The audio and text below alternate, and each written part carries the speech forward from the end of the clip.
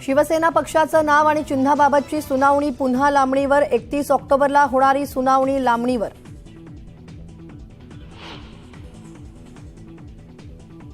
आमदार अपात्रता प्रकरणी विधानसभा अध्यक्ष राहुल नार्वेकरांची कायदेतज्ञांशी चर्चा. वेळापत्रकात बदल करण्याची शक्यता धुसर.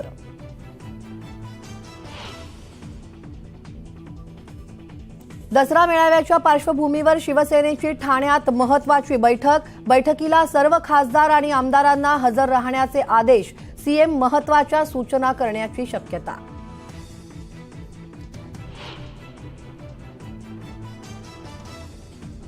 कोल्हापुरात राजू शेट्टींची आक्रोश पदयात्रा. उसाला 400 रुपये अधिक हप्ता देण्याच्या मागणीसाठी रस्त्यावर. आजपासून 22 दिवस पदयात्रा.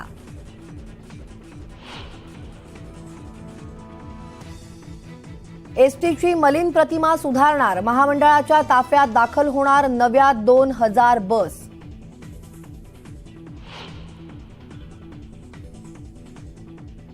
समलिंगी विवाहाला कायदेशीर मान्यता देण्याबाबतच्या याचिकेवर सर्वोच्च न्यायालय आज निकाल देणार. कायदेशीर मान्यता मिळाल्यास असा निर्णय घेणारा भारत हा जगातील 33वा देश ठरणार. इस्रायल आणि हमासमधील संघर्ष सुरूच. युद्धात आतापर्यंत 4200हून अधिक जण ठार. गाझामध्ये पाणी, अन्न आणि औषधांचा मोठा तुटवडा.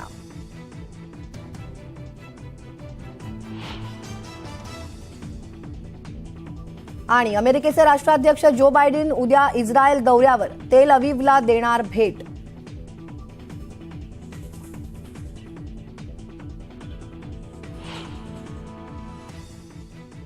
आणि आता पाहूयात बातम्या वेगवान स्वरूपात. वर्ध्याच्या कृषी उत्पन्न बाजार समितीच्या सेलू येथील उप बाजारपेठेमध्ये सोयाबीन खरेदीचा शुभारंभ झालाय. पहिल्याच दिवशी सोयाबीनला प्रति क्विंटल 4500 रुपयांपर्यंतचा भाव मिळाला. यावेळी सोयाबीन विक्रीसाठी आणलेल्या शेतकऱ्यांचा शाल श्रीफळ देऊन सन्मान करण्यात आला. जळगाव जिल्ह्यातील केळी उत्पादक शेतकऱ्यांच्या खात्यात पीक विम्याची भरपाई अद्यापही जमा झालेली नाहीये. 81,000 पात्र शेतकरी पीक विम्याच्या भरपाईपासून वंचित आहेत. दिवाळीपूर्वी तरी खात्यात पीक विम्याची रक्कम जमा करावी अशी मागणी शेतकऱ्यांनी केली आहे. वाशिम जिल्ह्यात खरीपाच्या पेरण्या उशिरा झाल्यामुळे रब्बीच्या पेरण्यांनाही उशीर होतोय. त्यामुळे शेतकऱ्यांनी रब्बी पेरणीला गती दिलेली आहे. शेतकऱ्यांची लगबग दिसून येते. वाशिम तालुक्यातील वाई शेतशिवारात खरीपातील सोयाबीन काढणीनंतर आता शेतकऱ्यांनी रब्बी हंगामाच्या मशागतीची सुरुवात केली आहे. नाशिक जिल्ह्याच्या ग्रामीण भागातील फुलशेती रोगाच्या विळख्यात सापडली आहे. गेल्या वर्षी अतिवृष्टीचा तर यंदा कमी पावसामुळे रोगांचा फटका फुल शेतीला बसलेला आहे. त्यामुळे ऐन सणासुदीत झेंडूचं उत्पादन घटण्याची शक्यता आहे. गेल्या 15 दिवसांपासून तळेगाव एमआयडीसी या ठिकाणी स्थानिक कामगारांचा लढा सुरू आहे. जनरल मोटर आणि हुंडाई मोटर्स कंपनीच्या कामगारांच्या समस्येबाबत मुख्यमंत्री एकनाथ शिंदे यांनी बैठक आयोजित केली आहे. या बैठकीकडे कामगारांचं लक्ष लागून राहिलं आहे. मराठवाड्याच्या प्रशासकीय कामकाजाचे प्रमुख असलेल्या छत्रपती संभाजीनगर आयुक्तालयात सध्या प्रभारी राज सुरू आहे. उपायुक्त दर्जाची 7 पदं 6 महिन्यांपासून रिक्त आहेत. त्यामुळे इतर उपायुक्तांकडे अनेक विभागांचा पदभार सोपवण्यात आलाय. त्यामुळे सरकार रिक्त पदं भरण्याचा निर्णय केव्हा घेणार याकडे सगळ्यांचं लक्ष लागलंय. ऐन सणासुदीच्या काळात नांदेड शहरात वेळेवरती कचरा उचलला जात नाहीये. शहरातील अनेक भागात कचऱ्याचे ढिगारे साचलेत. वारंवार तक्रार करूनही पालिका प्रशासन लक्ष देत नसल्यानं नागरिक आक्रमक झालेत. भुसावळ शहरातील रस्त्यावर खड्डे पडल्यानं रस्त्यांची दुरवस्था झाली आहे. पालिका प्रशासनाला वारंवार निवेदन देऊनही पालिका प्रशासन दुर्लक्ष करत असल्याचा आरोप करत काँग्रेसच्या वतीनं भीक मागो आंदोलन करण्यात आलं. हिंगोलीच्या वसमत शहरातील एका आरोपीला बेकायदेशीरपणे शस्त्र बाळगल्याप्रकरणी पोलिसांनी ताब्यात घेतलंय. या कारवाईत एक पिस्तूल आणि 2 जिवंत काडतुसं जप्त करण्यात आली आहेत. वाशिम शहरातील एका नागरिकाची ऑनलाईन खरेदीमध्ये फसवणूक झालेली आहे. पप्पू घुगे असं फसवणूक झालेल्या व्यक्तीचं नाव आहे. त्यांनी हेडफोनची ऑनलाईन ऑर्डर केली. मात्र हेडफोनच्या जागी त्यांना चक्क दगड मिळालाय. त्यामुळे ग्राहकांची दिशाभूल करणाऱ्या ऑनलाईन ॲपवरती बंदी घालून कारवाईची मागणी त्यांनी केली आहे. प्रियकराच्या मदतीनं पत्नीनं पतीची हत्या केल्याची घटना अकोल्यातील उगवा शेतशिवारामध्ये घडली आहे. या प्रकरणी अकोटफैल पोलिसांनी आरोपी पत्नी आणि तिच्या प्रियकराला अटक केली आहे. विविध क्षेत्रात आपल्या कार्याचा ठसा उमटवणाऱ्या महिलांना नांदेड जिल्हा पोलीस प्रशासनाच्या वतीनं नवदुर्गा सन्मान देऊन गौरवण्यात आलं. महिला सुरक्षा आणि जनजागृतीच्या उद्देशानं हा उपक्रम राबवण्यात आला. शिर्डीच्या कोपरगाव शहरात बिबट्याचा मुक्तसंचार असल्यानं परिसरात दहशतीचं वातावरण आहे. तरुणांनी दगड मारून बिबट्याला डिवचल्यामुळे बिबट्यानं तरुणांवरती प्राणघातक हल्ला केलाय. या तरुणांवरती रुग्णालयात उपचार सुरू आहेत.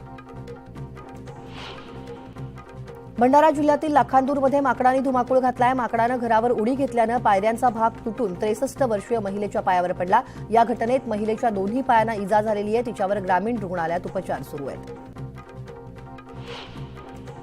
सांगलीच्या इस्लामपूर पोलीस ठाणे आणि वाहतूक विभागानं शहराच्या विविध भागांमध्ये धडक मोहीम राबवण्यात आली आहे. या मोहिमेत 150 वाहनांवरती कारवाई करण्यात आलेली आहे. तब्बल 1 लाख रुपयांचा दंड वसूल करण्यात आला आहे. रत्नागिरी जिल्ह्यातील केळशी इथल्या प्राचीन महालक्ष्मी मंदिरात नवरात्रोत्सव साजरा होतोय. नवरात्रीनिमित्त अनेक धार्मिक कार्यक्रमांचं आयोजन करण्यात आलेलं आहे. संपूर्ण मंदिर आकर्षक रोषणाईनं उजळून निघालंय. गोंदिया जिल्ह्यात 540 ठिकाणी सार्वजनिक नवरात्रोत्सव साजरा केला जातोय. त्यामुळे जिल्हा पोलिसांकडून पोलीस पथकं तयार करण्यात आलेली आहेत. यात 4 दंगल नियंत्रण पथकं आणि त्यामध्ये 36 जणांचं 2 शीघ्र कृती दल, 10 बीट मार्शल, 2 निर्भया पथकं अशा विविध पथकांचा समावेश आहे. शिक्षण मंत्री दीपक केसरकरांनी कार्लागडावर जाऊन एकविरा देवीचं दर्शन घेतलं. राज्यातील जनतेला सुख समृद्धी लाभू दे असं साकडं मंत्री दीपक केसरकर यांनी एकविरेच्या चरणी घातलं. वर्धा जिल्ह्यात बालविवाह मुक्त भारत अभियान राबवलं जात आहे. नागरिकांमध्ये जनजागृती करण्यासाठी वर्ध्यात रॅली काढण्यात आली आहे. या रॅलीला खासदार रामदास तडस यांनी हिरवा झेंडा दाखवला.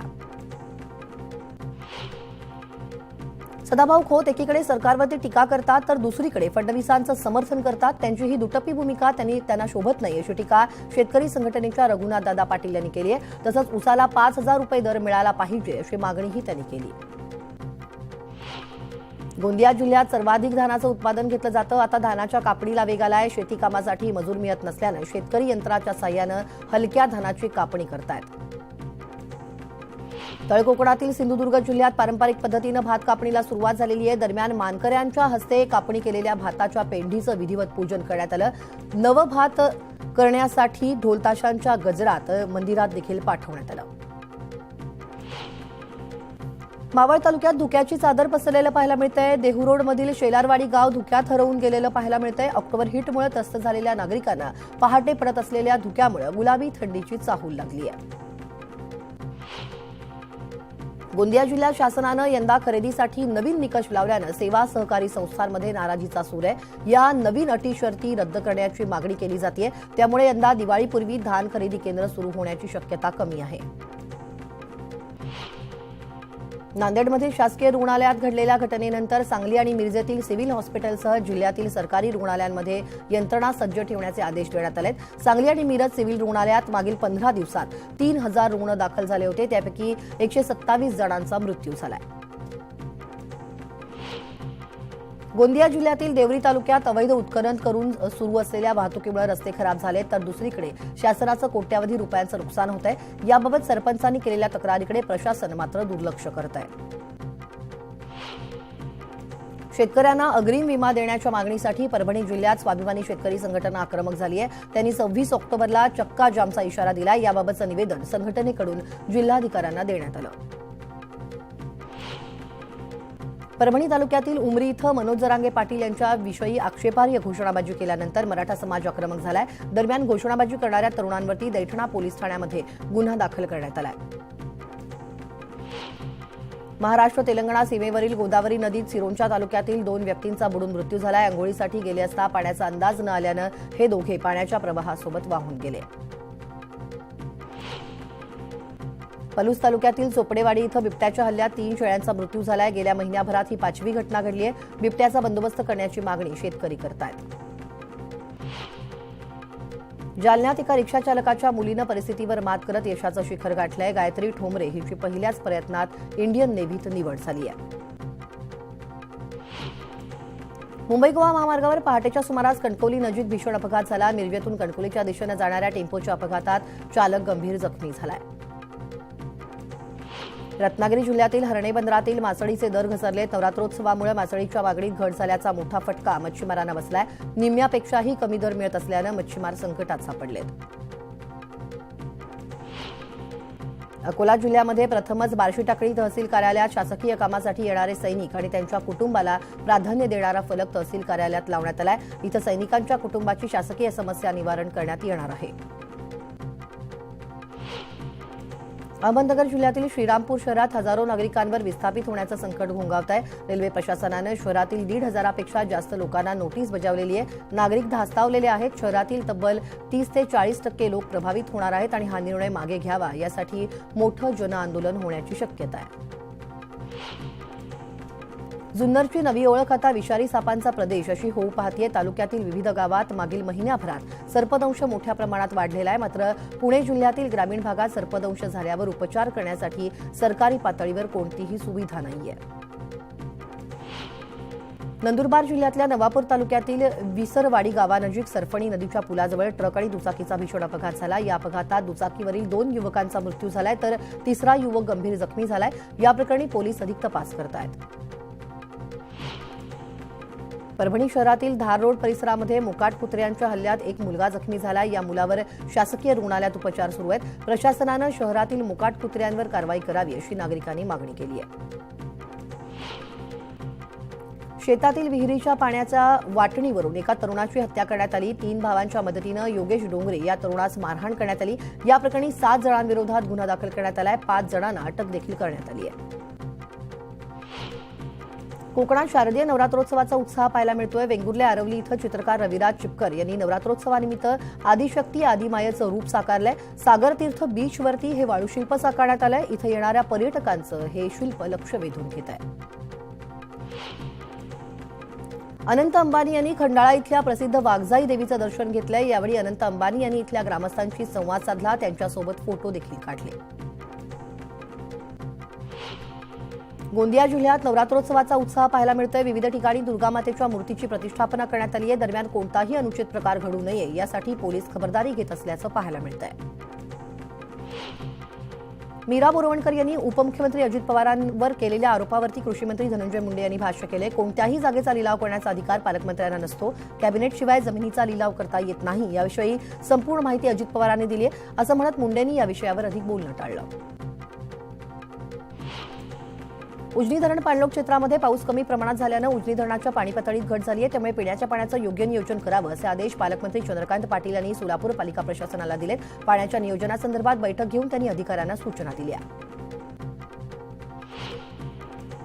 नंदुरबार जिल्ह्यातील रखडलेल्या सिंचन प्रकल्पांसाठी शासन दरबारी पाठपुरावा करणार असल्याचं आश्वासन पालकमंत्री अनिल पाटील यांनी दिलंय. येत्या 9 दिवसात ठरलेल्या फॉर्म्युल्याप्रमाणे जिल्ह्यातील रखडलेल्या समितीच्यांचं वाटप केलं जाईल असं आश्वासन देखील त्यांनी यावेळी अनिल पाटील यांनी दिलं.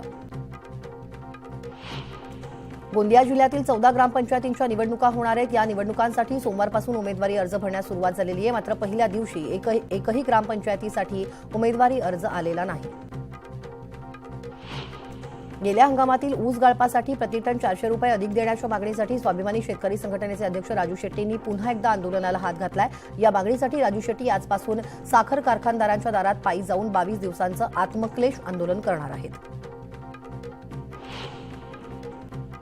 प्रहार संघटनेचे अध्यक्ष बच्चू कडू यांनी स्वाभिमानी शेतकरी संघटनेचे अध्यक्ष राजू शेट्टी यांची सांगली इथं भेट घेतलेली आहे. आजपासून राजू शेट्टी यांच्या सुरू होणाऱ्या मोर्चाच्या 522 किलोमीटर पदयात्रेसाठी त्यांनी पाठिंबा व्यक्त केलाय.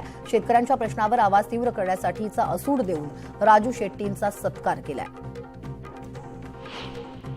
लोकसभा निवडणुकीपूर्वी शिवसेनेत मोठा भूकंप होणार असल्याचा दावा खासदार विनायक राऊतांनी केला होता. यावरती असलेला भूकंप पाहून आम्ही थकलो आणि लोक फक्त खळखळ माजवण्यासाठी वक्तव्य करत असतात असं टोला देखील मंत्री गुलाबराव पाटलांनी राऊतांना लगावला.